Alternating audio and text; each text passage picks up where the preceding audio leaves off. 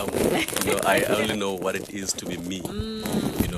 I was raised by my grandmother, and I don't even think that when people tell me, okay, like we have a celebrity.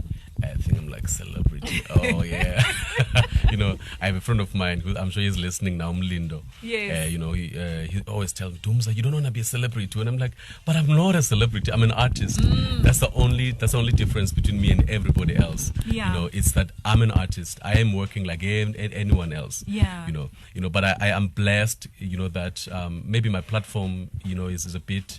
It's in the public, but it does not make me any better, than anyone, So that's why I'm saying I don't understand, the concept of humility, because I don't know what it is to be humble, and I'm just me. Yeah, you remind me of actually an interview that I did with Dostonoche yesterday, and he says he refuses to be called a celebrity. Rather, celebrate him for what he does, which is a TV presenter, a former TV presenter. Yeah. But he doesn't like the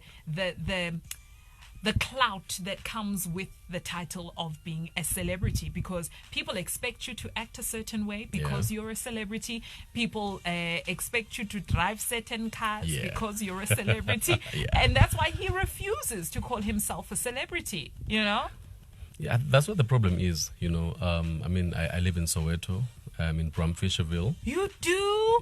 I'm a Soweto girl. Deep Kloof Zone 5. I live in Bramfisherville, and I've been living in that house for like 10 years now. Yeah. And I would have friends, today they know, a friend who would come and visit me, and they'd be like, but Dumza, why are you in this place? And I'm like, I don't know what you mean. Where must I be? Okokuqala, I'm from Ezlalini, so if this is wrong, then maybe a kaya, maybe I should take my yard back higher and put it somewhere else, next to the sea. There's nothing wrong. I have shelter, something a lot of people don't have. That's true. So if Mhlambi, they look at me or they listen to me and they think that I have everything that on earth just because I'm a singer, I think they got it wrong. And I don't want to be that person. I want to be me. I want to be be with my friends. I spend time with my friends, with my family. Yeah. That whole fake life, man, it's not for me. Dumza, as much as you can be ordinary like us, but there's something special about you, and that voice is thank you. Incredibly, very special. And it has opened up many doors for you. It has introduced you to people that you never even thought that you would have been able to meet as ordinary Dumsani. But because you are Dumza Maswana, that voice has opened up, or your talent rather, has opened up many doors for you. Who are you surprised? Who were you surprised by? And list names. People that knew who you were, or follow you on Instagram, or follow you on Twitter, and you're like, whoa, this person follows me? My goodness, or knows my music, or knows I exist, or knows who I am. I have a long list. Please, give me 5. Well, like one of them, I remember we were at the Summers I was nominated. Yes. So I went to Mamus Bongile to take a selfie. So I said, Molo, it's like, Dumza, let's take a selfie. Then she took out her phone and she took a selfie with me. And I'm like, no, but I mean, you are Mamus Bongile. Yes. So she knows who I am. And I'm like, wow, Mamus Bongile knows me, And another person, Black Coffee, wow. When my album came out, he was playing my music. Yes. Most of that week, he was playing my songs, Molo, Ubizo. And he was posting about it as well on Instagram as well. I remember. I was like, Black Coffee, really, and Sis Gloria Bosman, Oh my gosh, love her. We chat. We're very close. Yes. We chat on that. But I'm actually very. I can't just talk to her, about anything. I'll just watch her posts on WhatsApp, and I'm like, I love this, But so I have that relationship with a lot of people, and it's amazing. Actually, one of the days when I was really shocked was I went to a masterclass at Samro. Yes. Utata, Utata. Zepinkomo, that Kaifa Sumenya. Yeah, so he's sitting there. So I during the break I went to him to greet him, but Molo Tata, and I was like, you look familiar. Have we spoken before? I'm like, no ways, we've never. Like, yes. No, but I feel like I've seen you before. I'm like, no, you've never seen me. So, and then he asked me, what did you do, recently, So I'm like, I did a show, a tribute to Victor Ndoni at the Market Theatre. Like, yes. That's where I saw you. Everyone who saw you there will never forget you, because no one expected that voice. No one expected, absolutely. And then he went on and was like, oh Lord. And then he said to me, at this time, Victor Ndoni, we were doing a tribute to Victor Ndoni. And then he said, Victor did not record a lot of songs. He recorded like 3 or 4 songs. Yeah.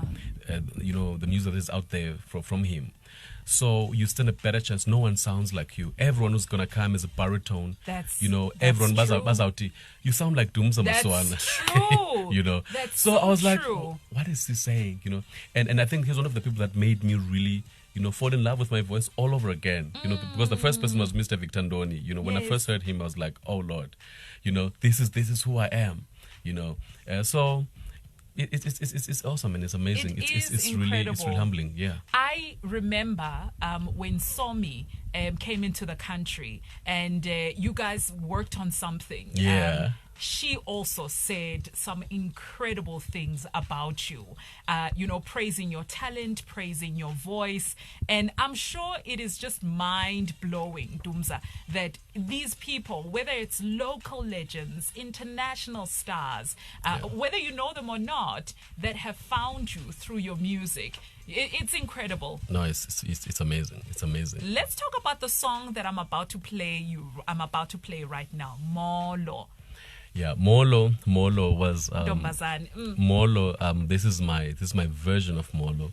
We first recorded Molo. I can't remember which year. I think it was 2013. Yeah. With a DJ Pulcher. As a upbeat. Yes.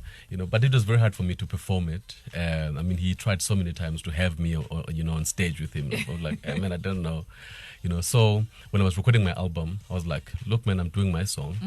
I'm doing Molo, my way. Yeah. So it's a beautiful song. It's a song, that is dedicated to women.